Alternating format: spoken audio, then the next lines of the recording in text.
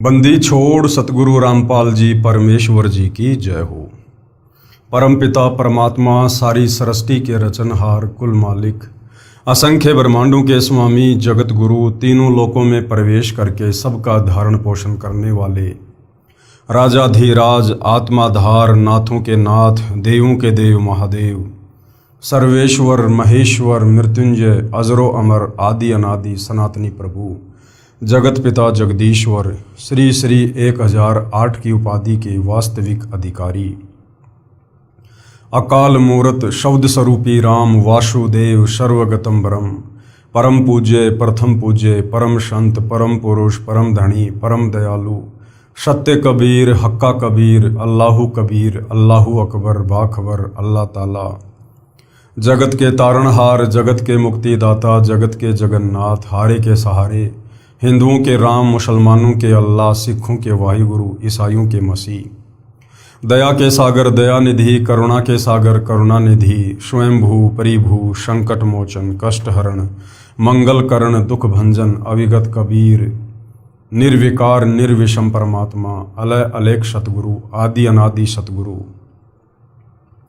असली मर्यादा पुरुषोत्तम असली राम असली कृष्ण असली घनश्याम असली मुरारी राजाओं के राजा महाराजाओं के महाराजा शहंशाहों के शहंशाह सम्राटों के सम्राट भगवानों के भगवान अल्लाहों के अल्लाह प्रभुओं के प्रभु मसीहाओं के मसीह सच्चे वाहिगुरु बाबाओं के बाबा पीरों के पीर सेठों के सेठ जगत सेठ सावड़सा सेठ सर्वगुण संपन्न अनंत कोटि कलाओं के स्वामी अनंत कोटि ब्रह्मांडों के नायक योगियों में महायोगी ध्यानियों में महाध्यानी सिद्धों में परम सिद्ध ज्ञानियों में तत्वज्ञानी ब्रह्म ज्ञानी महाज्ञानी परम ज्ञानी सर्वश्रेष्ठ ज्ञानी विज्ञानी युवा कबीर समर्थ कबीर असमवात अमित ओजा सच्चे रहनुमा करीम अल्लाह सुभान अल्लाह दुनिया के अंतिम पैगंबर 8 सितंबर 1951 से गांव धनाना जिला सोनीपत हरियाणा भारतवर्ष की पावन भूमि पे प्रकट रियल कल की भगवान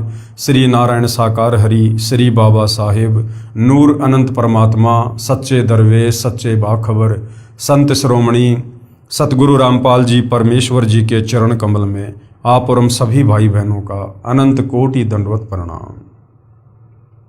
सत्साई भाई और बहनों, बहुत बड़ी दया बहुत बड़ी मेहर पूज्य गुरुदेव भगवान की परमेश्वर रामपाल जी की, जिनके शुभ आशीर्वाद से विशेष आशीर्वाद से उन्हीं के सत्संगों के संग्रह के ऊपर बन चुकी पवित्र आध्यात्मिक पुस्तक कबीर बड़ा या कृष्ण के ऊपर वीडियो बनाने की श्रृंखला जारी है। भाई और बहनों, ये पवित्र पुस्तक कबीर बड़ा या कृष्ण हिंदू समाज के लिए किसी वरदान से कम नहीं है। यदि आपने इस पवित्र पुस्तक को धैर्यपूर्वक निष्पक्ष होकर रुचि लेकर पूरा पढ़ लिया या फिर इस पुस्तक पर जो वीडियो बन रहे हैं आपने तमाम वीडियो देख लिए, क्योंकि ये पवित्र पुस्तक हिंदू धर्म के सर्व धर्मशास्त्रों के ज्ञान से परिपूर्ण है। यानी चारों वेदों का सार, पवित्र गीता जी का भी सार और पुराणों का सार सब कुछ इस पवित्र पुस्तक में डाला गया है। जिस पवित्र अमृत ज्ञान को सुनने के लिए हमारी आत्मा युगों युगों से तरस रही थी, आज उस हमारी प्यास को परमेश्वर रामपाल जी ने इस पवित्र पुस्तक को लिखकर या अपने मुख कमल से प्रवचन करके शांत कर दिया है। ये आत्मा आपकी भी शांत होगी यदि आपने उनके प्रवचन धैर्यपूर्वक सुन लिए तो। अध्यात्म को लेकर, भक्ति और भगवान को लेकर, शास्त्र अनुकूल साधना को लेकर, धर्म कर्म को लेकर, धार्मिक अनुष्ठानों को लेकर हमारे मन में जो शंकाएं वर्षों से सदियों से थी, उन तमाम शंकाओं का समाधान इस पवित्र पुस्तक में बखूबी प्रमाण सहित किया गया है।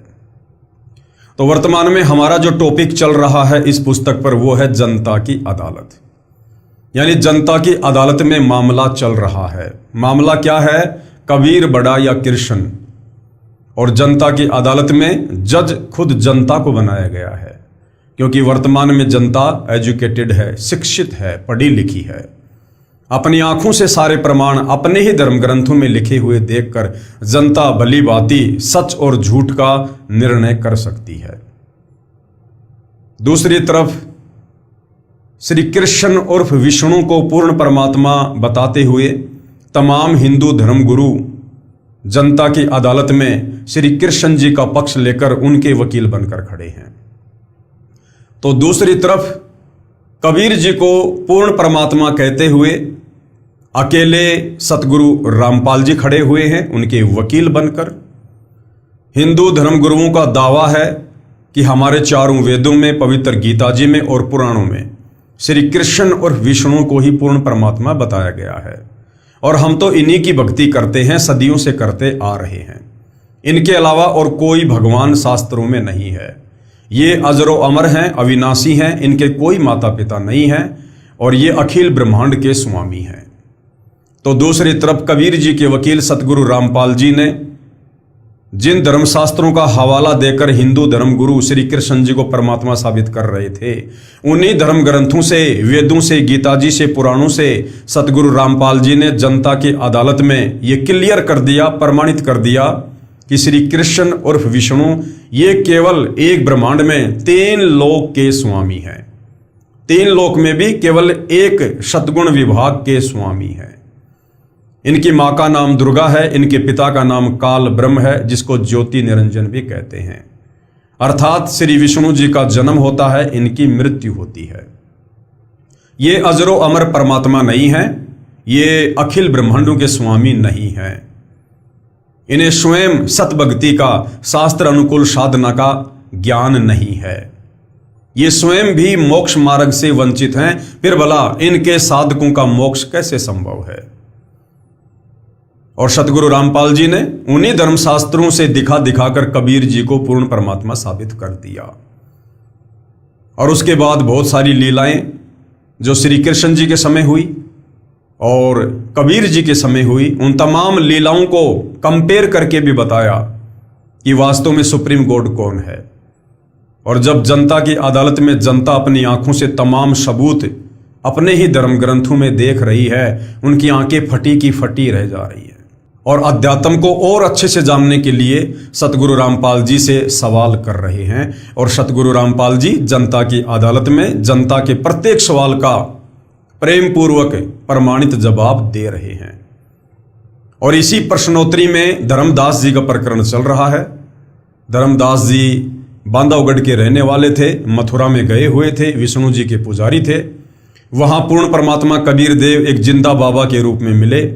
धर्मदास जी को गीता जी के ज्ञान से परिचित करवाया, क्योंकि धर्मदास जी विष्णु जी को अपना इष्ट मानते थे और उसी अज्ञान में रंगे हुए थे। तो धर्मदास जी भी अध्यात्म को जानने के लिए जिंदा बाबा के रूप में कबीर परमेश्वर जी से तरह तरह के सवाल करते हैं और परमेश्वर उनका जवाब देते हैं।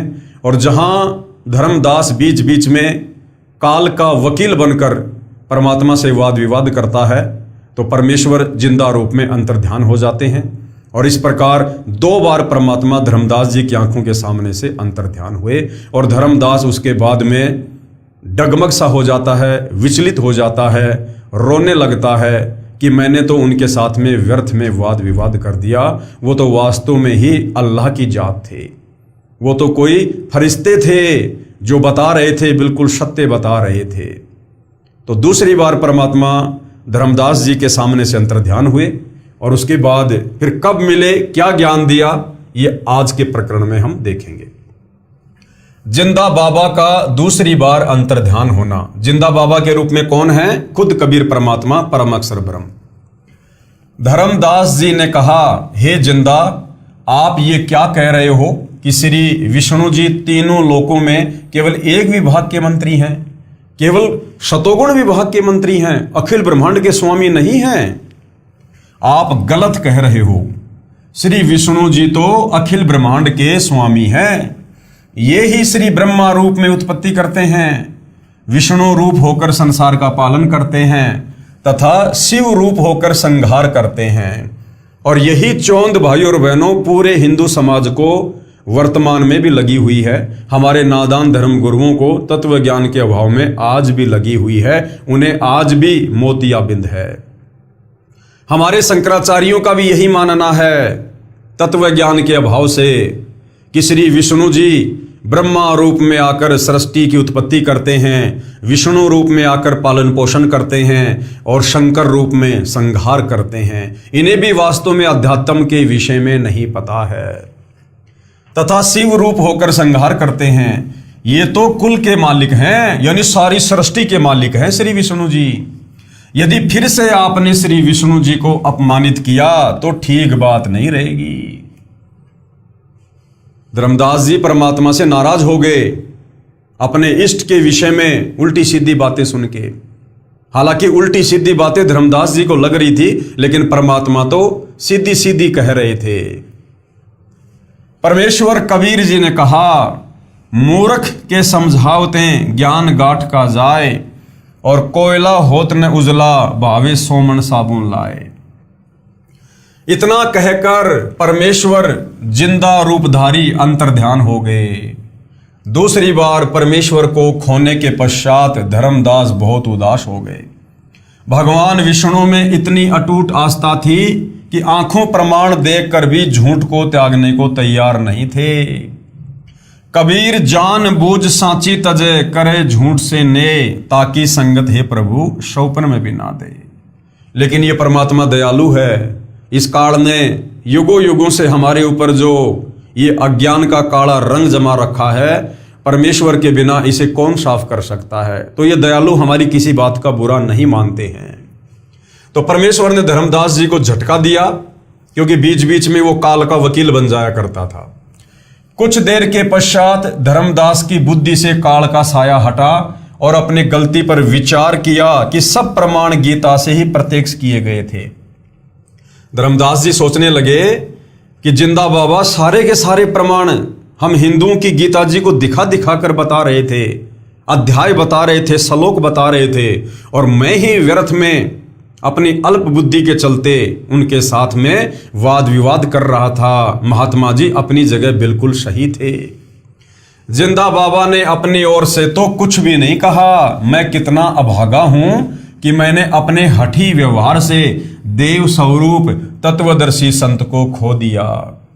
अब तो वे देव नहीं मिलेंगे, मेरा जीवन व्यर्थ हो जाएगा। ये विचार करके धर्मदास सिहर उठा, यानी अंदर से कांप गया, अर्थात भय से कांपने लगा।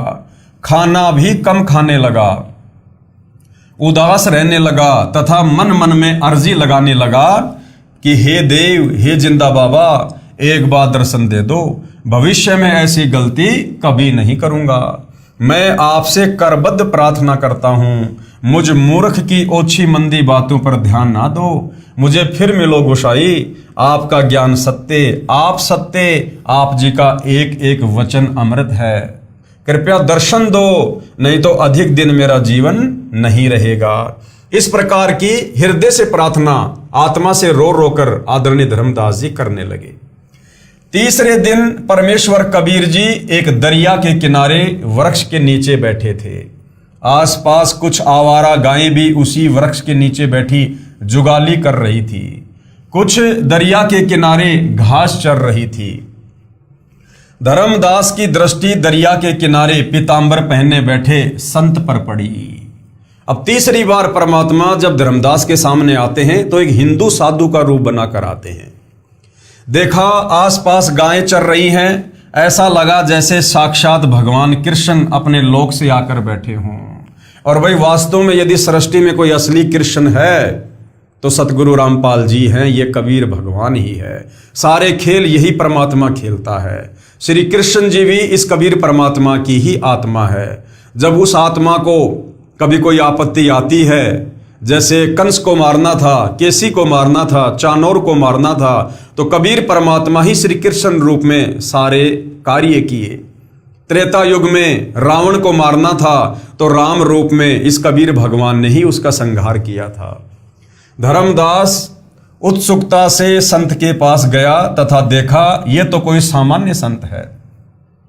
फिर भी सोचा चरण स्पर्श करके फिर आगे बढ़ूंगा। धर्मदास जी ने जब चरणों का स्पर्श किया, मस्तक चरणों पर रखा तो ऐसा लगा कि जैसे रूई को छुआ हो। फिर चरणों को हाथों से दबा दबा कर देखा तो उनमें कहीं भी हड्डी नहीं थी। ऊपर चेहरे की ओर देखा तो वही जिंदा उसी पहले वाली वेशभूषा में बैठा था। जैसे ही धर्मदास ने परमात्मा के चरणों को छुआ, दबा दबा कर देखने लगा कि भाई ये क्या अचरज है, हड्डी तो है ही नहीं, ये तो रुई की तरह बिल्कुल कोमल है, मुलायम है। और जैसे धर्मदास ने ऊपर देखा चेहरे की तरफ, तो परमात्मा ने फिर से वही जिंदा वाला रूप बना लिया। धर्मदास जी ने चरणों को दृढ़ करके पकड़ लिया कि कहीं फिर से न चले जाएं, और अपनी गलती की क्षमा याचना की। कहा कि हे जिंदा, आप तो तत्वदर्शी संत हो। क्योंकि भाई और बहनों, धर्मदास गीता जी पढ़ा करता था, और गीता जी अध्याय 4 श्लोक 34 में साफ साफ लिखा है, अगर इस मनुष्य जीवन को सफल करना है, लक 84 योनि से छुटकारा पाना है, जन्म मरण के रोग से, बुढ़ापे के कष्ट से छुटकारा पाना है, गधा कुत्ता सूअर बनने से बचना है, पूर्ण मोक्ष करवाना है, तो अर्जुन किसी तत्वदर्शी संत की खोज कर। वो तत्वदर्शी संत तुझे परमात्म ज्ञान बताएगा। तो धर्मदास ने कहा कि आप तो तत्वदर्शी संत हो, मैं एक भ्रमित जिज्ञासु हूं। जब तक मेरी शंकाओं का समाधान नहीं होगा, तब तक मेरा अज्ञान नाश कैसे होगा। आप तो महाकृपालु हैं, मुझ किंकर पर दया करो, मेरा अज्ञान हटाओ प्रभु। धर्मदास ने फिर आगे परमात्मा जी से सवाल किया। सवाल धर्मदास जी का, हे जिंदा, यदि श्री विष्णु जी पूर्ण परमात्मा नहीं हैं, तो कौन है पूर्ण परमात्मा? कृपया मुझे गीता जी से प्रमाणित करके बताओ। अब परमेश्वर ने उत्तर दिया। कृपया पढ़े प्रश्न नंबर 15 का उत्तर, जो जिंदा रूपधारी परमेश्वर ने धर्मदास को सुनाया। प्रश्न नंबर 35, धर्मदास जी ने पूछा कि क्या श्री विष्णु जी और शंकर जी की पूजा करनी चाहिए? उत्तर दिया जिंदा बाबा का, नहीं करनी चाहिए। फिर धर्मदास जी ने सवाल किया, कृपया मुझे गीता जी से प्रमाणित करके बताओ। तो परमेश्वर ने बताया, कृपया पढ़ें प्रश्न नंबर 17 का उत्तर। यानी पहले भाई और बहनों, इस पवित्र पुस्तक में हम इन तमाम बातों के ऊपर विवेचन कर चुके हैं। तो आप जी यदि लगातार वीडियो देख रहे हैं, तो आप जी ने सारे जो जवाब हैं वो जान लिए होंगे, इसलिए परमात्मा जी आगे बढ़ रहे हैं। धर्मदास को प्रभु ने सुनाया गीता शास्त्र से प्रत्यक्ष प्रमाण देखकर धर्मदास की आंखें खुली की खुली रह गई, जैसे किसी को सदमा लग गया हो। झूठ कह नहीं सकता, स्वीकार करने के लिए अभिव्यक्त लगेगा।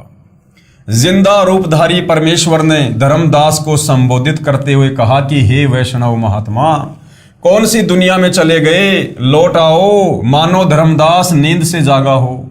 सावधान होकर कहा, कुछ नहीं कुछ नहीं, कृपया और ज्ञान सुनाओ ताकि मेरा भ्रम दूर हो सके। परमेश्वर कबीर जी ने सृष्टि की रचना धर्मदास जी को सुनाई। कृपया पढ़ें इसी पुस्तक के पेज नंबर 389 पर, जो हम आगे पढ़ेंगे। सृष्टि रचना सुनकर धर्मदास जी को ऐसा लगा मानो पागल हो जाऊंगा, क्योंकि जो ज्ञान आज तक हिंदू धर्मगुरुओं, ऋषियों, महर्षियों, संतों से सुना था, वह निराधार तथा अप्रमाणित लग रहा था। जिंदा बाबा हिंदू सदग्रंथों से ही प्रमाणित कर रहे थे, शंका को कोई स्थान नहीं था। मन मन में सोच रहा था कि कहीं मैं पागल तो नहीं हो जाऊंगा। प्रश्न नंबर 37, धर्मदास ने फिर सवाल किया, हे जिंदा, क्या हिंदू धर्म के गुरुओं तथा ऋषियों को शास्त्रों का ज्ञान नहीं है? तो परमात्मा जी ने कहा, क्या यह बताने की भी आवश्यकता शेष है कि धर्मदास, तुझे मैंने इतना ज्ञान समझा दिया, सृष्टि रचना बता दी, गीता जी के अध्याय और श्लोक बता दिए, क्या अभी भी तुझे ये बात बताने की आवश्यकता है कि हिंदू धर्म गुरुओं को, आचार्य शंकराचार्यों को, या दुनिया के किसी भी धर्म के किसी भी धर्म गुरु को शास्त्र अनुकूल साधना का ज्ञान है या नहीं है? धर्मदास जी की अन्य संतों से ज्ञान चर्चा, क्योंकि धर्मदास अपने मन का वहम पूरी तरह से निकालना चाहता था। अभी वो पूरा विश्वास जिंदा बाबा के रूप में कबीर परमात्मा पर नहीं कर पा रहा था। उसने सोचा कि हमारे हिंदू धर्म में इतने बड़े बड़े मठाधीश, जिनकी लंबी लंबी जटा, दाढ़ी, पीतांबर पहने हुए, हजारों लाखों जिनके शिष्य, बड़े बड़े मठ, आश्रम, क्या उनके पास भी ज्ञान नहीं है? तो धर्मदास अपनी मन की शंकाओं को शांत करने के लिए उन बड़े बड़े संतों के पास जाता है। प्रश्न नंबर 38, धर्मदास जी का। धर्मदास जी ने मन में विचार किया कि ये कैसे हो सकता है कि हिंदू धर्म के किसी संत गुरु महर्षि को सत्य आध्यात्मिक ज्ञान नहीं। ये कहकर धर्मदास जी के मन में आया कि किसी महामंडलेश्वर से ज्ञान सुनना चाहिए। एक रमते फकीर के पास क्या मिलेगा, यानी जिंदा बाबा के पास क्या मिलेगा, ये तो ऐसे घूमता फिरता रहता है, मुझे तो बड़े बड़े मंडलेश्वरों के पास जाना चाहिए। ये बात मन में सोच ही रहा था कि परमेश्वर जिंदा जी ने धर्मदास जी के मन का दोष जानकर कहा कि आप अपने महामंडलेश्वरों से ज्ञान प्राप्त कर लो। ये कहकर परमेश्वर तीसरी बार अंतर्ध्यान हो गए। धर्मदास की मन की बात कहकर परमात्मा जी अंतर्ध्यान हो गए। अब धर्मदास ने देखा, भाई तेरे मन की बात जान ली, जो तू सोच रहा था वही बोल दिया, और उसी समय परमात्मा अंतर्ध्यान हो गए। धर्मदास तो व्याकुल हो गया, परेशान हो गया कि अब की बार तो ये भगवान मुझे बिल्कुल भी नहीं मिलेगा। ये कहकर परमेश्वर तीसरी बार अंतर्ध्यान हो गए। धर्मदास जी ठगे से रह गए और अपने मन के दोष को जिंदा महात्मा के मुख कमल से सुनकर बहुत शर्मसार हुए। जब प्रभु अंतर्ध्यान हो गए तो बहुत व्याकुल हो गया, परंतु धर्मदास जी को आशा थी कि हमारे महामंडलेश्वरों के पास तत्व ज्ञान अवश्य मिलेगा। यदि जिंदा बाबा मुसलमान के ज्ञान को तत्व ज्ञान मानकर साधना स्वीकार करना, तो ऐसा लग रहा है जैसे धर्म परिवर्तन करना हो, क्योंकि जिंदा बाबा रूप में परमात्मा उसे मुसलमान दिखाई दे रहे थे। अब धर्मदास महामंडलेश्वरों के पास जाता है। अब परमेश्वर ने उसको इस स्थिति में लाकर क्यों छोड़ा, परमात्मा ने क्यों उसको ढीला छोड़ दिया कि जाने दो इसको महामंडलेश्वरों के पास? क्योंकि पहले परमात्मा जी ने गीता जी से धर्मदास जी को उन तमाम श्लोकों से परिचित करवा दिया जो धर्मदास जी को खटक गए, और परमात्मा जी को पता था कि धर्मदास उन्हीं श्लोकों के विषय में उन महामंडलेश्वरों से पूछेगा, और वो महामंडलेश्वर जवाब नहीं दे पाएंगे तो धर्मदास की चोंद टूट जाएगी। यह समाज में निंदा का कारण बनेगा कि यदि मैंने मुसलमान से नाम ले लिया, गुरु बना लिया, तो समाज में मेरी निंदा होगी। इसलिए अपने हिंदू महात्माओं से तत्व ज्ञान जानकर श्रेष्ठ शास्त्र अनुकूल भक्ति करनी ही उचित रहेगी। इस बार धर्मदास जी को जिंदा बाबा का अचानक चला जाना खटका नहीं, क्योंकि उसकी गलतफहमी थी कि हिंदू इतना बड़ा तथा पुरातन धर्म है, क्या कोई भी तत्वदर्शी संत नहीं मिलेगा? अरे भैया, एक समय में इस पृथ्वी पर एक ही तत्वदर्शी संत होता है, एक ही, और वो स्वयं कबीर परमात्मा जी सतलोक से चलकर आते हैं। धर्मदास जी एक वैष्णव महामंडलेश्वर श्री ज्ञानानंद जी के आश्रम में गया। उस समय श्री ज्ञानानंद जी का बहुत बोलबाला था। वह स्वामी रामानंद जी काशी वाले का शिष्य था, परंतु उस समय स्वामी रामानंद जी तो परमेश्वर कबीर जी का शिष्य गुरु बन चुका था। वह अपने ज्ञान को अज्ञान मान चुका था। स्वामी रामानंद जी ने अपने सर्व ऋषि शिष्यों से बोल दिया था कि मेरे द्वारा बताया ज्ञान व्यर्थ है और यह साधना शास्त्र विरुद्ध है। आप सब परमेश्वर कबीर जी से दीक्षा ले लें, परंतु जाति का अभिमान, शिष्यों में प्रतिष्ठा, ज्ञान के स्थान पर अज्ञान का भंडार जीव को सत्य स्वीकार करने नहीं देता। परमात्मा कहते हैं राज तजना सहज है। इंसान अपना राज्य भी त्याग सकता है ज्ञान समझ में आने के बाद, और सहज त्रिया का ने अपनी स्त्री का मोह भी छोड़ सकता है। पर मान बढ़ाई ईर्ष्या दुर्लभ तजना, ये मान बढ़ाई और ईर्ष्या, इसको त्यागना बेहद कठिन है, और इसको त्यागे बिना हम परमात्मा प्राप्ति नहीं कर सकते। धर्मदास जी ने श्री ज्ञानानंद जी से प्रश्न किया कि हे स्वामी जी, क्या भगवान विष्णु से भी ऊपर कोई प्रभु है? श्री ज्ञानानंद जी ने उत्तर दिया कि श्री विष्णु स्वयं परम ब्रह्म परमात्मा हैं, इनसे ऊपर कौन हो सकता है? श्री कृष्ण जी भी श्री विष्णु जी स्वयं ही थे, उन्होंने ही श्रीमद् भगवद गीता का ज्ञान दिया। आपको किसने भ्रमित कर दिया? धर्मदास जी ने पूछा कि गीता अध्याय 8 श्लोक 1 में अर्जुन ने पूछा कि तत्व ब्रह्म क्या है, तो गीता अध्याय 8 श्लोक 3 में भगवान ने यानी गीता ज्ञानदाता ने कहा कि वह परम अक्षर ब्रह्म है। ये तो भगवान कृष्ण से अन्य प्रभु हुआ। ज्ञानानंद स्वामी बोला, लगता है तेरे को उस काशी वाले जुलाहे का जादू चढ़ा है। चल चल अपना काम कर, भगवान कृष्ण से अन्य कोई प्रभु नहीं है। धर्मदास जी को पता चल गया कि इसके पास वो ज्ञान नहीं है जो जिंदा बाबा ने परमाणु सहित बताया। धर्मदास निराश होकर वहां से चल दिया।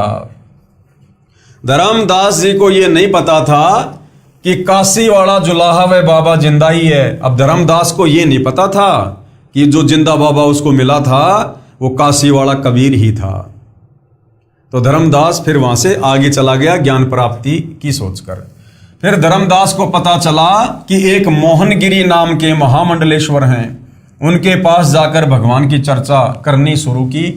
पहले 1 रुपया दक्षिणा चढ़ाई, जिस कारण से मोहनगिरी ने उनको निकट बैठाया और बताया कि भगवान शिव सर्व सृष्टि के रचने वाले हैं, इनसे बढ़कर संसार में कोई प्रभु नहीं है। ओम नमः शिवाय मंत्र का जाप करो। धर्मदास जी प्रणाम करके चल पड़े कि रोंग नंबर।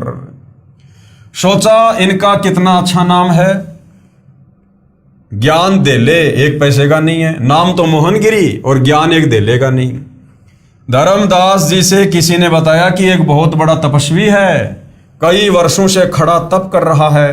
धर्मदास जी वहां गए। वह नाथ पंथ से जुड़ा था, भगवान शिव को समर्थ परमात्मा बताता था। तप करके हठ योग से परमात्मा की प्राप्ति मान रहा था। धर्मदास जी ने विवेक किया कि यदि इतनी घोर कठिन तपस्या से परमात्मा मिलेगा तो हमारे वश से बाहर की बात है। वहां से भी आगे चला। पता चला कि एक बहुत बड़ा विद्वान महात्मा काशी विद्यापीठ से पढ़कर आया है, वेदों का पूर्ण विद्वान है। धर्मदास जी ने उस महात्मा से पूछा परमात्मा कैसा है। उत्तर मिला निराकार है। उस निराकार परमात्मा का कोई नाम है? धर्मदास ने पूछा। उत्तर विद्वान का, उसका नाम ब्रह्म है। क्या परमात्मा को देखा जा सकता है? धर्मदास जी ने प्रश्न किया। उत्तर मिला परमात्मा निराकार है, उसको कैसे देख सकते हैं? केवल परमात्मा का प्रकाश देखा जा सकता है। आगे फिर धर्मदास जी ने सवाल किया क्या श्री कृष्ण या विष्णु परमात्मा है? उत्तर था कि ये तो सरगुण देवता हैं, परमात्मा निर्गुण है। गीता और वेद के ज्ञान में क्या अंतर है? धर्मदास ने प्रश्न किया। ब्राह्मण का उत्तर था कि गीता चारों वेदों का सारांश है। धर्मदास जी ने पूछा कि भक्ति मंत्र कौन सा है गीता जी में? उत्तर ब्राह्मण का था कि गायत्री मंत्र का जाप करो।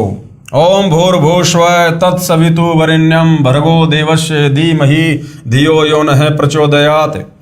धर्मदास जी को जिंदा बाबा ने बताया था कि इस मंत्र से मोक्ष संभव नहीं है, क्योंकि गीता तथा वेदों में केवल ओम नाम का जाप करना लिखा है। धर्मदास जी फिर आगे चला तो पता चला कि संत गुफा में रहता है, कई कई दिन तक गुफा से नहीं निकलता। उसके पास जाकर प्रश्न किया कि भगवान कैसे मिलता है? उत्तर मिला कि इंद्रियों पर संयम रखो, इसी से परमात्मा मिल जाता है। नाम जाप से कुछ नहीं होता, खांड यानी चीनी कहने से मुंह मीठा नहीं होता। धर्मदास जी को संतोष नहीं हुआ। सब संतों से ज्ञान चर्चा करके धर्मदास जी को बहुत पश्चाताप हुआ कि मेरे को उस जिंदा बाबा पर विश्वास नहीं हुआ कि उसने कहा था किसी भी संत महामंडलेश्वर के पास यथार्थ आध्यात्मिक ज्ञान नहीं है, किसी भी संत महात्मा का ज्ञान शास्त्र प्रमाणित नहीं है, कोई शास्त्र का आधार नहीं है। तब धर्मदास रोने लगा, अपनी अज्ञानता पर पश्चाताप करने लगा कि मैं कैसा कल मुहा हूं। मैंने ऊट पटांग यानी व्रत के प्रश्न उत्तर करके संत जी को खो दिया। मैं बुरी किस्मत वाला हूं। मुझे उस परमात्मा स्वरूप जिंदा महात्मा पर विश्वास नहीं आया। अब वह अंतर्यामी मुझे नहीं मिलेगा, क्योंकि मैंने कई बार उनका अपमान कर दिया। अब क्या करूं? न जीने को मन करता है, आत्महत्या पाप है। बुरी तरह रोने लगा, पछाड़ खाकर अचेत हो गया। अब भाइयों और बहनों, ये वर्तमान में कलयुग की पिछली पीढ़ी में आप और हम आत्माओं के ऊपर रहम हुआ है पूज्य गुरुदेव भगवान का। परमेश्वर ने हमें ये टेक्नोलॉजी दी, हमें विज्ञान दी, ये वैज्ञानिक उपकरण दिए, टीवी, मेमोरी कार्ड, ये प्रोजेक्टर, ये पुस्तकें, और घर बैठे परमेश्वर ने हमें इस ज्ञान से रंग दिया। सारे शास्त्रों को उंगली रख रख कर पढ़ा दिया, समझा दिया। अगर भाइयों और बहनों, ये तमाम सुविधा, ये वैज्ञानिक उपकरण यदि कबीर परमेश्वर सतगुरु रामपाल जी अपनी आत्माओं में प्रेरणा करके ना बनवाते, और यदि वर्तमान में हमें धर्मदास जी की तरह ज्ञान समझाते, तो भाइयों और बहनों, हमारे मन की जिज्ञासा भी शांत नहीं होती। हम भी इसी प्रकार फिर दूसरे आश्रमों में भटकते, दूसरे मंडलेश्वरों के पास जाते, संतों के पास जाते। लेकिन वर्तमान में गुरुदेव भगवान ने हमें पूरे विश्व के संतों का ज्ञान, तमाम धर्म ग्रंथों का ज्ञान एक जगह बैठकर प्रोजेक्टर पर दिखा दिखा कर, सीडी डीवीडी बना बनाकर, मेमोरी कार्ड में अपने प्रवचन डाल डालकर, ऑडियो वीडियो में हमारे को सबके अज्ञान से परिचित करवा दिया, घर बैठे एक ही जगह पर, ताकि हम आत्माओं को भटकना ना पड़े। तो ये आप और हमारे ऊपर एक बहुत बड़ा रहम हुआ है परमात्मा का। प्रश्न नंबर 38 का उत्तर। परमात्मा जिंदा महात्मा के रूप में एक वृक्ष के नीचे बैठ गए। फिर आए परमात्मा दीनदयाल।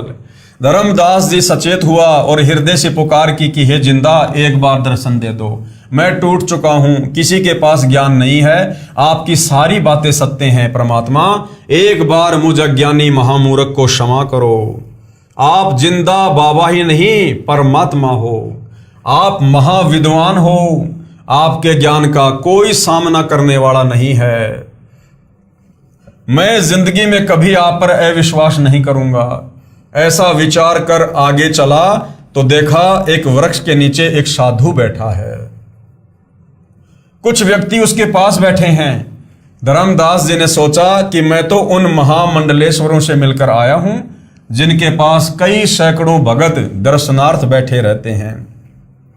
इस छोटे से साधु से क्या मिलना, परंतु अपने आप मन में आया कि कुछ देर विश्राम करना है। परमात्मा ने प्रेरणा की, यही कर लेता हूं। फिर सोचा कि प्रश्न करता हूं। पूछा, हे महात्मा जी, परमात्मा कैसा है? साधु ने उत्तर दिया कि मैं ही परमात्मा हूं। खुद ही थे परमात्मा, लेकिन रूप चेंज कर रखा था। धर्मदास जी चुप हो गए। सोचा ये तो मजाक कर रहा है, ये तो संत भी नहीं है। धीरे धीरे सर्व व्यक्ति चले गए।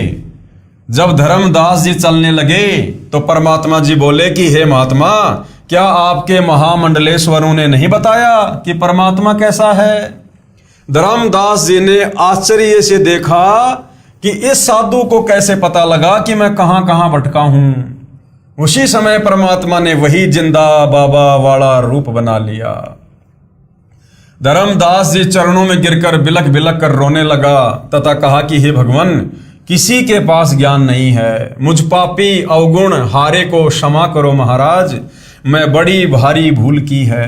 आपने सृष्टि रचना का ज्ञान जो बताया है उसके सामने सर्व संतों का ज्ञान ऐसा है जैसे सूरज के सामने दीपक, सब उआ बाई बकते हैं। परमेश्वर ने धर्मदास जी से कहा कि आपने जिन वेदों के पूर्ण विद्वान से प्रश्न किया था कि परमात्मा कैसा है, उत्तर मिला कि परमात्मा निराकार है। आपने प्रश्न किया था कि क्या परमात्मा देखा जा सकता है, उस अज्ञानी का उत्तर था कि जब परमात्मा निराकार है तो उसे देखने का प्रश्न ही नहीं है। परमात्मा का प्रकाश देखा जा सकता है। विचार करो धर्मदास, यह विचार तो ऐसे व्यक्ति के हैं जैसे किसी नेत्रहीन ने, यानी किसी अंधे से कोई प्रश्न करे कि सूर्य कैसा है, उत्तर मिला कि सूर्य निराकार है। फिर प्रश्न किया कि क्या सूर्य को देखा जा सकता है, उत्तर मिले कि सूर्य को नहीं देखा जा सकता, सूर्य का प्रकाश देखा जा सकता है। उस नेत्रहीन से पूछें कि सूर्य बिना प्रकाश किसका देखा जा सकता है। इसी प्रकार अध्यात्म ज्ञान नेत्रहीन अर्थात पूर्ण अज्ञानी संत ऐसी व्याख्या किया करते हैं कि परमात्मा तो निराकार है और उसका प्रकाश देखा जा सकता है। परमात्मा का ही तो प्रकाश होगा। धर्मदास जी ने कहा कि हे महात्मा जी, ये विचार तो मेरे दिमाग में भी नहीं आया। आप जी के दिव्य तर्क से मेरी आंखें खुल गई। जितने भी महामंडलेश्वर मिले हैं वे सब महाअज्ञानी मिले। हे जिंदा महात्मा जी, यदि मैं आपके ज्ञान को सुनने के पश्चात यदि इन मूर्खों से नहीं मिलता तो मेरा भ्रम निवारण कभी नहीं होता, चाहे आप जी कितने ही प्रमाण दिखाते और बताते। प्रश्न नंबर 39। धर्मदास जी ने क्या कहा? हे जिंदा, आप नाराज ना होना, मेरे मन में एक शंका है, क्या भगवान विष्णु जी की भक्ति अच्छी नहीं है? क्योंकि धर्मदास बचपन से वैष्णव पंथ से जुड़ा हुआ था। वो श्री विष्णु जी का उपासक था, श्री विष्णु को अपना इष्ट मानता था। तो उसके दिलो दिमाग से वो बातें निकल नहीं रही थी जो कथाएं उसने विष्णु जी के विषय में सुन रखी थी। तो बोला क्या भगवान विष्णु की भक्ति भी अच्छी नहीं है? उत्तर जिंदा महात्मा जी का, हे धर्मदास, श्रीमद् भगवद गीता अध्याय 2 श्लोक 46 में प्रमाण है कि गीता ज्ञानदाता ने कहा, हे अर्जुन, बहुत बड़े जलाशय यानी झील की प्राप्ति के पश्चात छोटे जलाशय में व्यक्ति का जितना प्रयोजन रह जाता है, इसी प्रकार पूर्ण ज्ञान और पूर्ण परमात्मा की भक्ति विधि व होने वाले लाभ का ज्ञान होने के पश्चात अन्य ज्ञानों तथा छोटे भगवानों में उतनी ही आस्था रह जाती है जितनी बड़े जलाशय की प्राप्ति के पश्चात छोटे जलाशय में रह जाती है। छोटे जलाशय का जल अच्छा है परंतु पर्याप्त नहीं है। यदि 1 वर्ष वर्षा ना हो तो छोटे जलाशय का जल सूख जाता है तथा उस पर आश्रित व्यक्ति भी जल के अभाव से कष्ट उठाते हैं। त्राही त्राही मच जाती है, परंतु बड़े जलाशय यानी झील का जल यदि 10 वर्ष भी वर्षा ना हो तो भी समाप्त नहीं होता। जिस व्यक्ति को वह बड़ा जलाशय मिल जाएगा तो वह तुरंत छोटे जलाशय यानी जोहड़ यानी तालाब को छोड़कर बड़े जलाशय के किनारे जा बसेगा। जिस समय गीता ज्ञान सुनाया गया उस समय सर्व व्यक्ति तालाबों के जल पर ही आश्रित थे, इसलिए ये उदाहरण दिया था। इसी प्रकार श्री विष्णु सतगुण की भक्ति भले ही आप अच्छी मानते हैं परंतु पूर्ण मोक्षदायक नहीं है। श्री विष्णु जी भी नाशवान है, इनका भी जन्म मृत्यु होती है, फिर साधक यानी उनका भगत अमर कैसे हो सकता है? इसलिए पूर्ण मोक्ष अर्थात अमर होने के लिए अमर परमात्मा की ही भक्ति करनी पड़ेगी। अब गीता जी से परमात्मा धर्मदास जी को बता रहे हैं। पेश है गीता अध्याय 2 श्लोक 46 की फोटोकॉपी।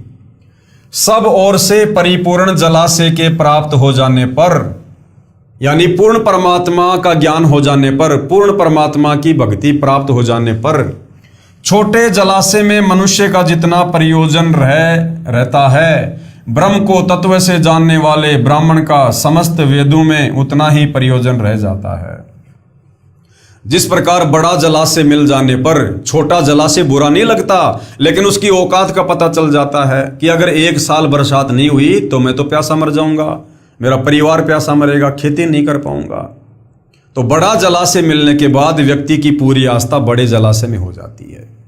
इसी प्रकार पूर्ण परमात्मा कबीर देव की सतभक्ति मिलने के बाद और ज्ञान समझ में आने के बाद भगत की आस्था इन ब्रह्मा विष्णु महेश में छोटे जलाशय की बाती रह जाती है कि भैया ये ब्रह्मा विष्णु महेश तो काम चलाओ सरकार है, ये हमें गधा कुत्ता सुअर बनने से नहीं बचा सकते, ये हमारे जन्म मरण और बुढ़ापे के कष्ट को नहीं काट सकते, ये नरक में जाने से नहीं बचा सकते।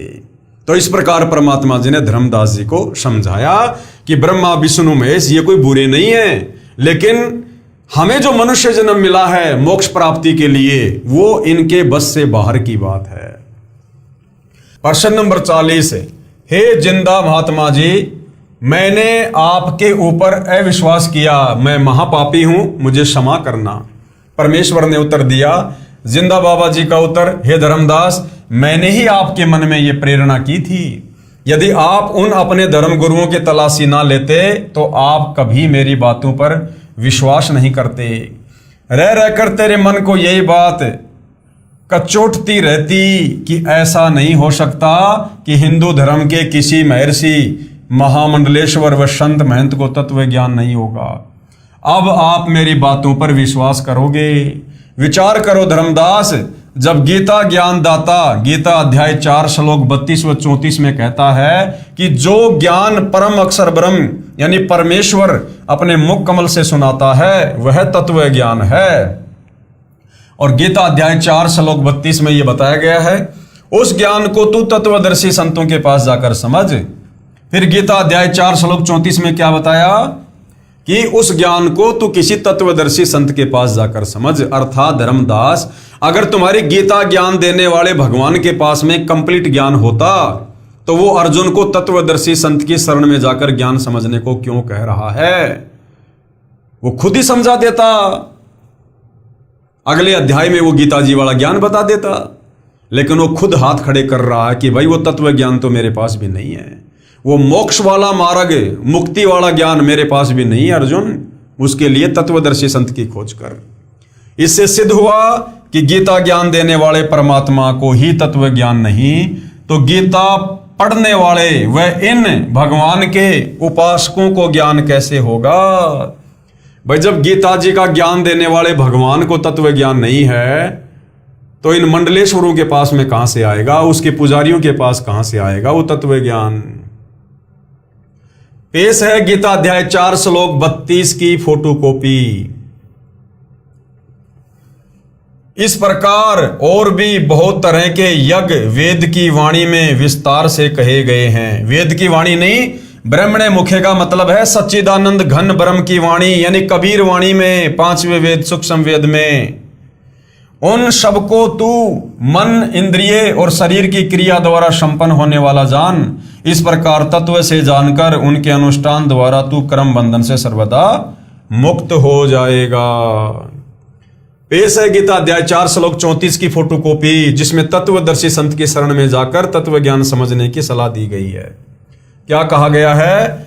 उस ज्ञान को तू तत्वदर्शी ज्ञानियों के पास जाकर समझ, उनको भली भांति दंडवत प्रणाम करने से, उनकी सेवा करने से और कपट छोड़कर सरलता पूर्वक प्रश्न करने से वे परमात्म तत्व को भली भांति जानने वाले ज्ञानी महात्मा तुझे उस तत्व ज्ञान का उपदेश करेंगे। यानी गीता ज्ञान दाता ब्रह्म ने क्लियर कर दिया कि भैया मेरे पास में वो तत्व ज्ञान नहीं है, कंप्लीट मोक्ष मार्ग वाला ज्ञान नहीं है। तो बताओ फिर आचार्य, शंकराचार्य, ब्रह्मा, विष्णु, महेश, संत, महंत, इनको कहां से ज्ञान हो जाएगा? ये फोटोकॉपी गीता अध्याय 4 श्लोक 32 की है, जो गीता प्रेस गोरखपुर से प्रकाशित है। इसमें ब्रह्मणे का अर्थ वेद की यानी मुखे का अर्थ वाणी किया है, जो गलत है। ब्रह्मणे शब्द का अर्थ इसी अनुवादक ने गीता अध्याय 17 श्लोक 23 में क्या किया है? सच्चिदानंद घन ब्रह्म। यहां भी सच्चिदानंद घन ब्रह्म किया जाना चाहिए, यानी सच्चिदानंद घन ब्रह्म की वाणी में, परम अक्षर ब्रह्म की वाणी में, फिर सही अनुवाद बन जाता है। गीता अध्याय 2 श्लोक 53 में कहा कि हे अर्जुन, भिन्न भिन्न प्रकार से भ्रमित करने वाले वचनों से हटकर तेरी बुद्धि जब एक तत्व ज्ञान पर स्थिर हो जाएगी तब तो तू योग यानी भक्ति को प्राप्त होगा। भावार्थ है कि जब तक तू भगत बनेगा, इसलिए मैंने धर्मदास तेरे को उन संतों मंडलेश्वरों के पास जाने के लिए प्रेरित किया था।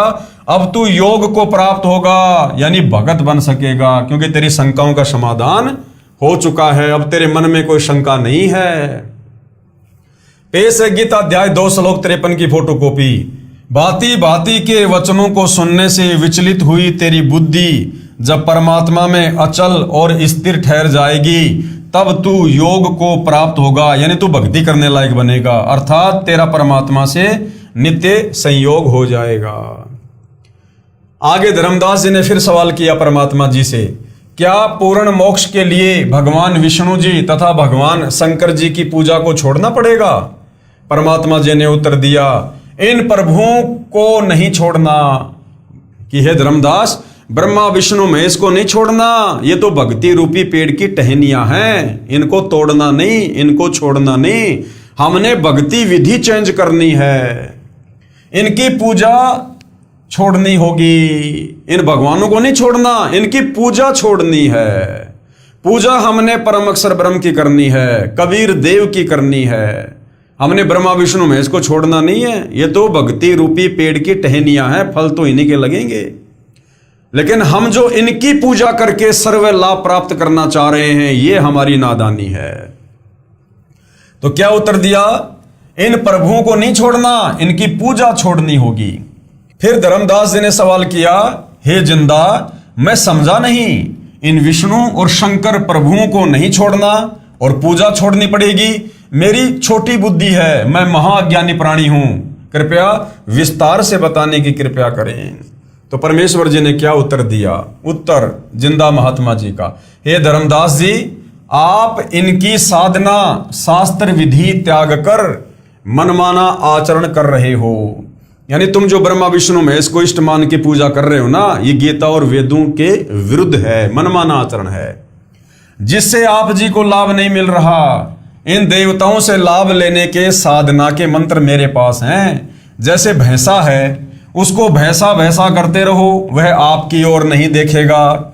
उसको एक विशेष मंत्र हुर्र हुर्र है, उसको सुनते ही वह तुरंत प्रभावित होगा और आवाज करने वाले की ओर खींचा चला आता है।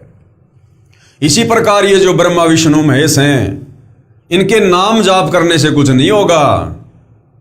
श्री ब्रह्मा देवाय नमः, ओम नमः भागवते वासुदेवाय नमः, ओम नमः शिवाय, ओम गणेशाय, ये तो इनके शरीर के नाम हैं, ये तो इनकी पहचान है। इनके मूल मंत्र क्या हैं, इनके बीज मंत्र क्या हैं, जिससे ये आकर्षित हों और साधक को सर्व लाभ दें।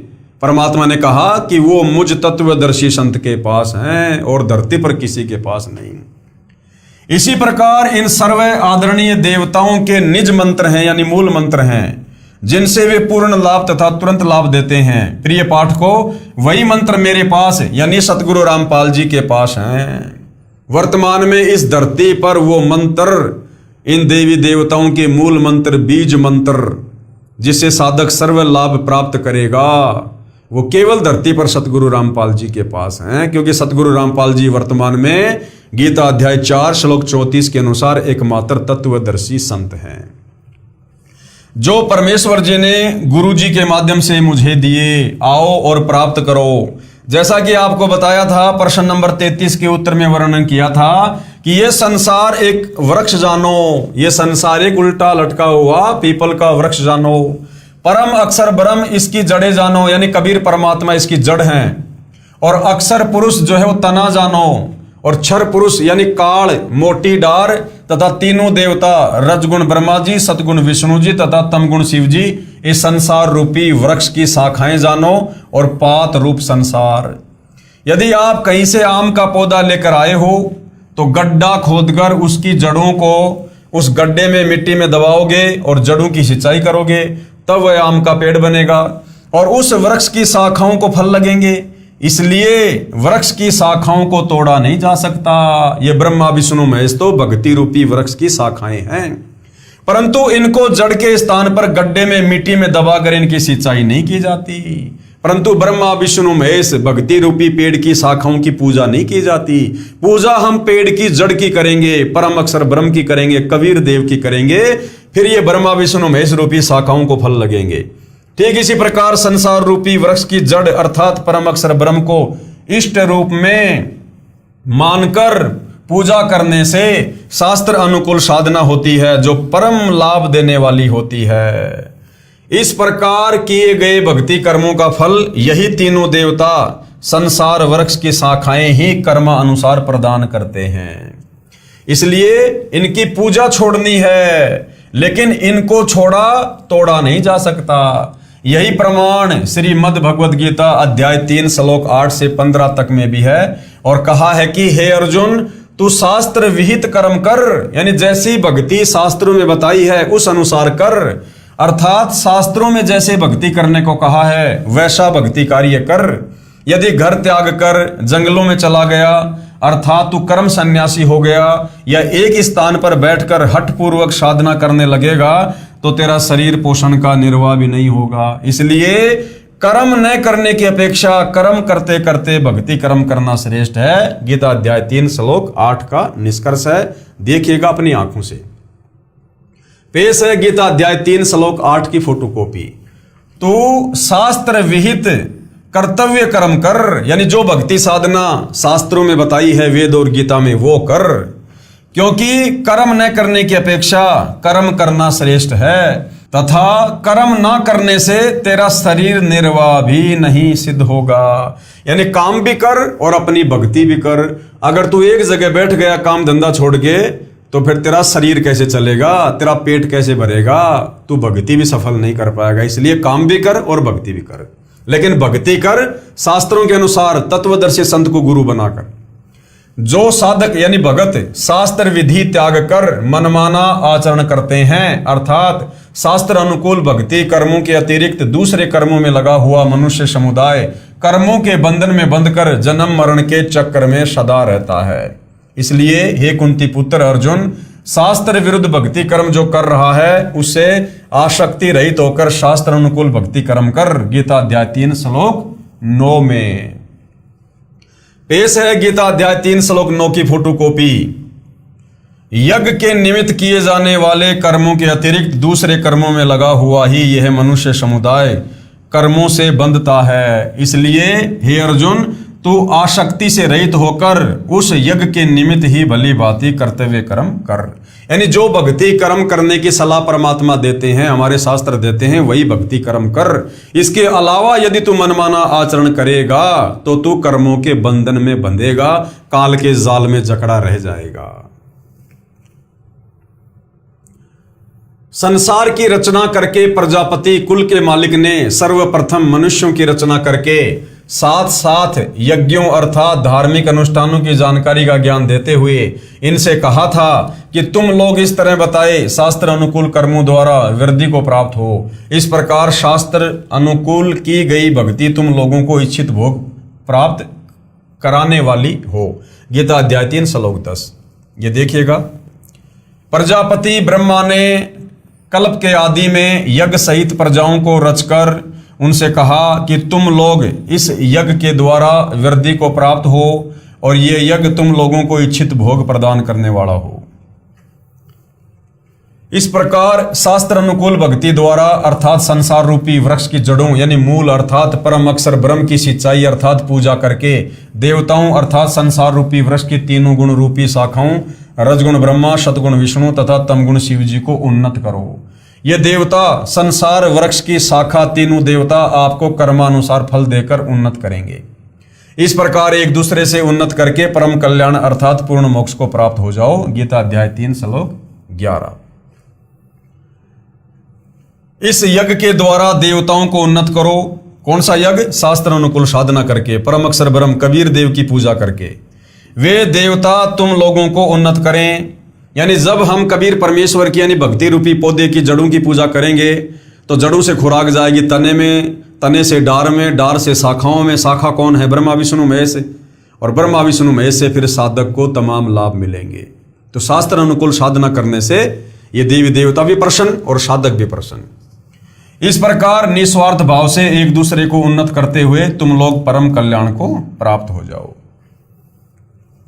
शास्त्र विधि अनुसार किए गए भक्ति कर्मों अर्थात यज्ञों द्वारा बढ़ाए हुए देवता अर्थात संसार रूपी वृक्ष की जड़ अर्थात मूल मालिक परम अक्षर ब्रह्म को इष्ट रूप में प्रतिष्ठित करके भक्ति कर्म से बढ़ी हुई शाखाएं तीनों देवता तुम लोगों को बिना मांगे ही कर्मानुसार इच्छित भोग निश्चय ही देते रहेंगे। यानी जब हम पूर्ण परमेश्वर कबीर साहिब की तत्वदर्शी संत की शरण में आकर शास्त्र अनुकूल साधना करेंगे, धर्म कर्म करेंगे तो हमारे शुभ संस्कार बनेंगे, भक्ति कर्म बनेंगे, शुभ कर्म बनेंगे। वो कबीर परमेश्वर जी के पास जाएंगे। उन संस्कारों के बदले परमात्मा हमें जो लाभ देगा वो किस विधि से देगा? परमात्मा वो हमारे शुभ संस्कार, उनके बदले जो लाभ हमें मिलना है, जो फायदा हमें होना है, वो जो है अक्षर पुरुष के पास भेजेगा। अक्षर पुरुष से वो काल ब्रह्म के पास आएंगे और काल ब्रह्म से ब्रह्मा विष्णु महेश रूपी तीनों शाखाओं के पास आएंगे और यही ब्रह्मा विष्णु महेश फिर हमारे को नियम अनुसार यथावत लाभ देंगे।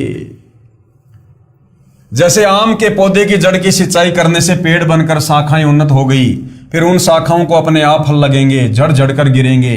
व्यक्ति को जो कर्मानुसार धन प्राप्त होता है वह उपरोक्त विधि से होता है।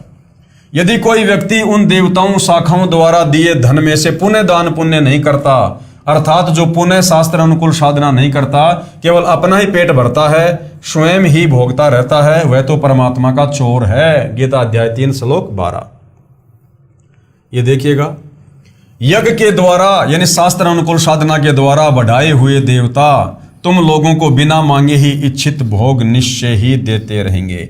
यानी आम के पेड़ की जड़ की पूजा करेंगे, पूजा का मतलब सिंचाई करेंगे, देखभाल करेंगे, खाद डालेंगे तो ऑटोमेटिक पेड़ बनेगा और फिर शाखाओं को आम लगेंगे ही लगेंगे, ना चाहते हुए भी लगेंगे। इसी प्रकार उन देवताओं के द्वारा दिए हुए भोगों को जो पुरुष इनको बिना दिए स्वयं भोगता है वह चोर ही है। शास्त्र अनुकूल भक्ति की विधि में सर्वप्रथम परमात्मा को भोग लगाया जाता है। क्या कहा जाता है? शास्त्र अनुकूल भक्ति की विधि में यानी जो भक्ति साधना हम भगत भाई बहन वर्तमान में तत्वदर्शी सतगुरु रामपाल जी से उपदेश प्राप्त करके कर रहे हैं, इस भक्ति साधना में सर्वप्रथम पूर्ण परमात्मा को भोग लगाया जाता है। सर्वप्रथम परमात्मा को भोग लगाया जाता है। भंडारा करना होता है। पहले परम अक्षर ब्रह्म को इष्ट रूप में पूजकर भोग लगाकर शेष भोजन को भक्तों में बांटा जाता है। उस बचे हुए अन्न को सत्संग में उपस्थित अच्छी आत्माएं ही खाती हैं, क्योंकि पुण्य आत्माएं ही परमात्मा के लिए समय निकालकर धार्मिक अनुष्ठानों में शामिल होते हैं। इसलिए कहा है कि उस यज्ञ से बचे हुए अन्न को खाने वाले संतजन सब पापों से मुक्त हो जाते हैं। जो पापी लोग होते हैं, जो तत्वदर्शी संत के सत्संग में नहीं जाते, उनको ज्ञान नहीं होता, वे पाप आत्मा अपना शरीर पोषण करने के लिए ही भोजन पकाते हैं। वे तो पाप को ही खाते हैं, क्योंकि भोजन खाने से पहले हम भगत संत सब परम अक्षर ब्रह्म को भोग लगाते हैं, जिससे सारा भोजन पवित्र प्रसाद बन जाता है। जो ऐसा नहीं करते वे परमात्मा के चोर हैं। भगवान को भोग न लगा हुआ भोजन पाप का भोजन होता है। इसलिए कह रहा है, जो धर्म कर्म शास्त्र अनुकूल नहीं करते वे पाप के भागी होते हैं। गीता अध्याय 3 श्लोक 13। ये देखिएगा, यज्ञ से बचे हुए अन्न को खाने वाले श्रेष्ठ पुरुष सब पापों से मुक्त हो जाते हैं, और जो पापी लोग अपना शरीर पोषण करने के लिए ही अन्न पकाते हैं, यानी खाली अपना पेट भरने के लिए भोजन खाते हैं, वे तो पाप को खा रहे हैं, क्योंकि वो भगवान को भोग नहीं लगा रहे, जिस कारण से वो पाप नाशक नहीं हो रहा वो भोजन। संपूर्ण प्राणी अन्न से उत्पन्न होते हैं। अन्न वर्षा से होता है। वर्षा यज्ञ अर्थात शास्त्र अनुकूल धार्मिक अनुष्ठान से होती है। यज्ञ अर्थात धार्मिक अनुष्ठान शास्त्र अनुकूल कर्मों से होते हैं। गीता अध्याय 3 श्लोक 14। कर्म तो ब्रह्म अर्थात क्षर पुरुष से उत्पन्न हुए, क्योंकि जहां सर्व प्राणी सनातन परम धाम में रहते थे, वहां पर बिना कर्म किए सर्व सुख व पदार्थ उपलब्ध थे। यहाँ के सर्व प्राणी अपनी गलती से क्षर पुरुष के साथ आ गए। अब सबको कर्म का फल ही प्राप्त होता है। कर्म करके ही निर्वाह होता है। इसलिए कहा है कि कर्म को ब्रह्म क्षर पुरुष से उत्पन्न जान, और ब्रह्म को अविनाशी परमात्मा से उत्पन्न जान। पेश है गीता अध्याय 3 श्लोक 14 और 15 की फोटोकॉपी। संपूर्ण प्राणी अन्न से उत्पन्न होते हैं। अन्न से कैसे उत्पन्न होते हैं? गुरुदेव ने बताया, अन्न जमीन से पैदा होता है और पांचों जो तत्व हैं उनसे पैदा होता है। उस अन्न को जब कोई इंसान खाएगा, पशु खाएगा, पक्षी खाएगा, शरीर में जाएगा, शरीर में जो है वो पदार्थ बनेगा, यानी वीर्य बनेगा, फिर नर और मादा संबंध होगा, उससे संतान उत्पन्न होगी। तो इस प्रकार अन्न से संपूर्ण प्राणियों की उत्पत्ति होती है। और ये जो अन्न है इसकी उत्पत्ति कैसे होती है? बारिश से होती है। वृष्टि यानी बारिश से। अन्न की उत्पत्ति वृष्टि से होती है, यानी बारिश होगी तो फसल होगी। और ये जो वृष्टि है यानी बारिश है, ये कैसे होती है? यज्ञ से होती है, यानी शास्त्र अनुकूल साधना के तहत जो यज्ञ किए जाते हैं, जो पांचों यज्ञ हम कर रहे हैं, उससे होती है। और ये यज्ञ कैसे होते हैं? यज्ञ विहित कर्मों से, यानी शास्त्र अनुकूल साधना से उत्पन्न होने वाला है। कर्म समुदाय को तू वेद से उत्पन्न और वेद को अविनाशी परमात्मा से उत्पन्न हुआ जान। वेदों का उत्पत्ति करता कौन? कबीर परमात्मा, परम अक्षर ब्रह्म। इससे सिद्ध होता है कि सर्वव्यापी परम अक्षर परमात्मा सदा ही यज्ञ में प्रतिष्ठित है। यही प्रमाण अथर्ववेद कांड नंबर 4 अनुवाक 1 मंत्र 3 में भी है। ब्रह्म ब्रह्मणे उज्जभार, यानी सच्चिदानंद घन ब्रह्म परम अक्षर ब्रह्म ने ब्रह्म को यानी काल को उत्पन्न किया। अधिक जानकारी के लिए पढ़िए सृष्टि रचना, इसी पुस्तक के पेज नंबर 389 पर, जो हम आगे पढ़ेंगे। पेश है अथर्ववेद कांड नंबर 4 अनुवाक नंबर 1 मंत्र नंबर 3 की फोटोकॉपी। ये देखिएगा, हम सीधा सीधा इसके भावार्थ पे जाएंगे। ये फोटोकॉपी अथर्ववेद कांड 4 अनुवाक 1 मंत्र 3 की है। इसमें स्पष्ट किया है कि ब्रह्म ने यानी सच्चिदानंद घन ब्रह्म परम अक्षर ब्रह्म ने ब्रह्म को उत्पन्न किया, यानी काल को, ज्योति निरंजन को। यही प्रमाण गीता अध्याय 3 श्लोक 15 में भी है। इस फोटोकॉपी में अनुवाद गलत किया है। ब्रह्म का अर्थ वेद किया है। ब्रह्म को ब्रह्म ही लिखा जाए। उज्ज भार का अर्थ उत्पन्न करना यानी प्रकट करना है। वेद के अनुवादक ने अड़ंगा कर रखा है देवा नाम का।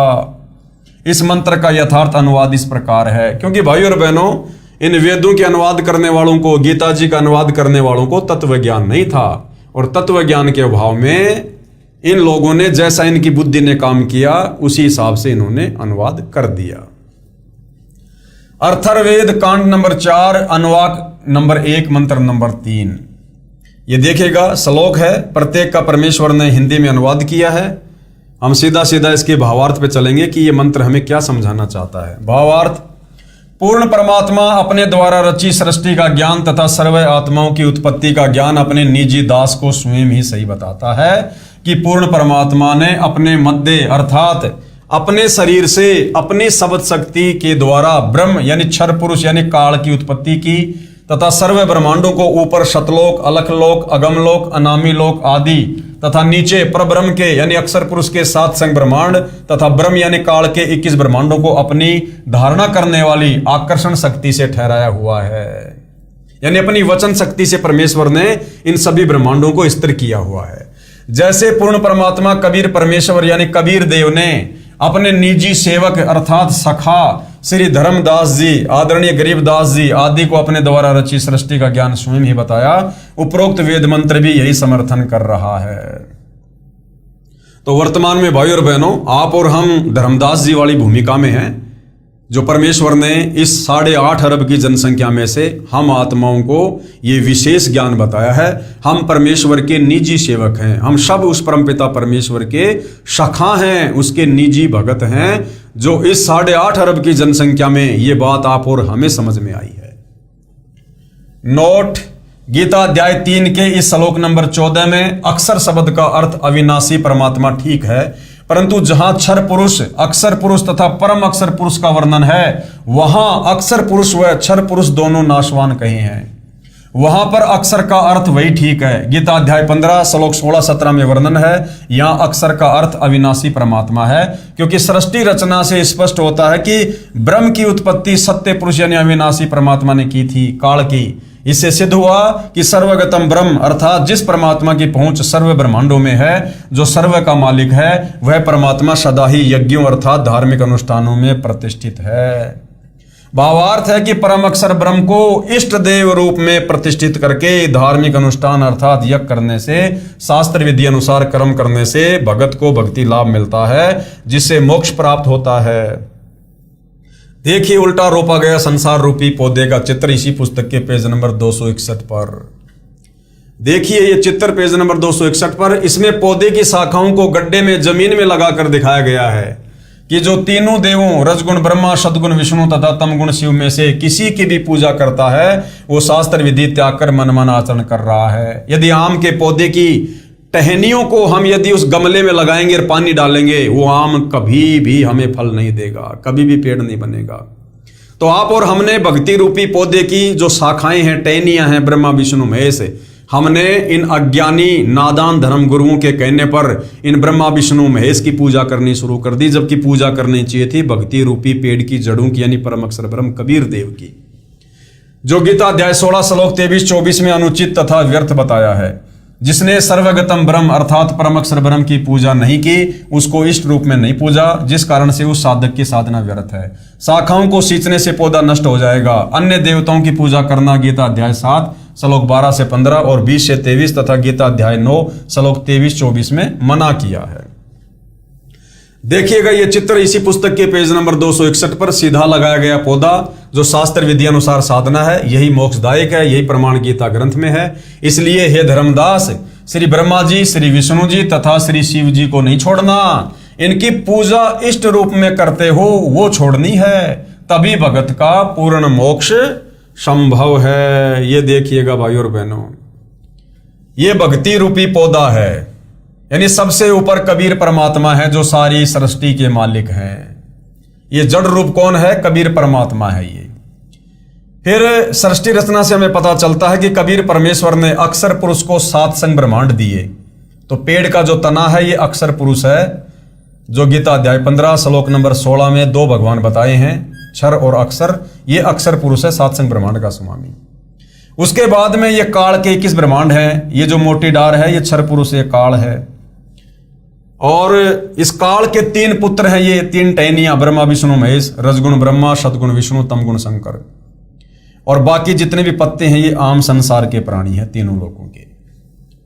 तो जब हम भक्ति करेंगे कबीर परमात्मा की, कबीर परमेश्वर जी की, शास्त्र अनुसार तत्वदर्शी संत से उपदेश लेकर, तो हम जो भक्ति करेंगे, जो धार्मिक यज्ञ करेंगे, दान पुण्य करेंगे, सेवा करेंगे, वो हमारे जो संस्कार बनेंगे वो कहां जाएंगे? वो कबीर परमात्मा जी के पास जाएंगे। फिर कबीर परमात्मा हमें सर्व लाभ देने के लिए सिस्टमेटिक तरीके से हमारे संस्कारों को भेजेगा अक्षर पुरुष के पास।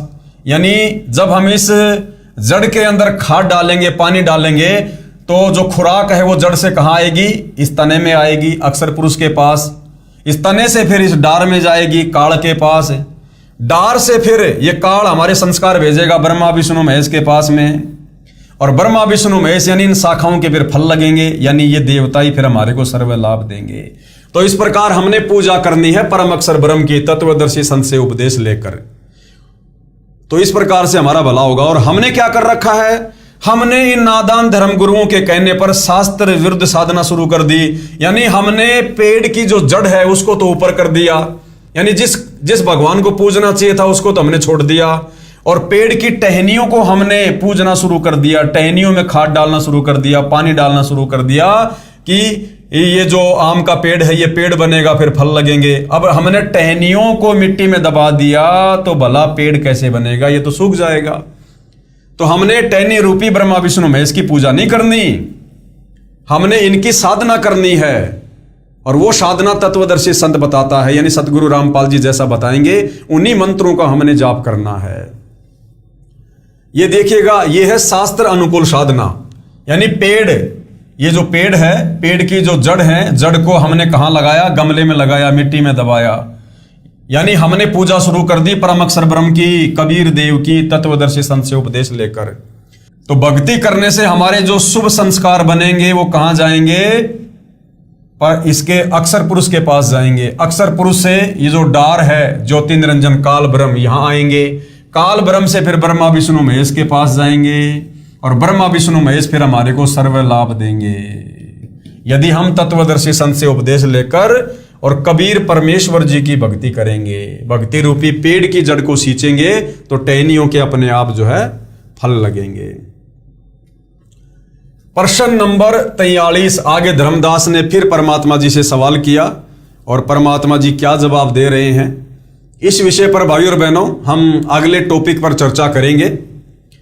क्योंकि ये तत्व ज्ञान है, शास्त्र अनुकूल साधना की जानकारी है। आज से पहले हमने केवल अज्ञान सुना हुआ है। हम जिन भी गुरुओं के पास गए, जिन भी विद्वानों के पास बैठे, उन्होंने हमें शास्त्र विरुद्ध साधना का ही ज्ञान दिया, हमसे केवल मनमाना आचरण ही करवाया। तो हमारी रगों में वो अज्ञान जो है रमा हुआ है। अब उस रमे हुए अज्ञान को निकालने के लिए हमने धीरे धीरे तत्व ज्ञान का रैग मार्ग मारना पड़ेगा। तो उसके लिए भाई और बहनों हम धीरे धीरे अध्यात्म में आगे बढ़ेंगे। तो पूज्य गुरुदेव भगवान के आशीर्वाद से आज की सात संगति में ज्ञान चर्चा में केवल इतना ही। फिर परमेश्वर दया करेंगे, कल हम नेक्स्ट लेवल पर आगे बढ़ेंगे, यानी आगे हम चर्चा करेंगे। तब तक पूज्य गुरुदेव भगवान हम सबको आज्ञा दे, हम सबको आशीर्वाद दे। परमेश्वर पल पल अपनी नजर हम सब के ऊपर बनाए रखे। बंदी छोड़ सतगुरु रामपाल जी परमेश्वर जी की जय हो।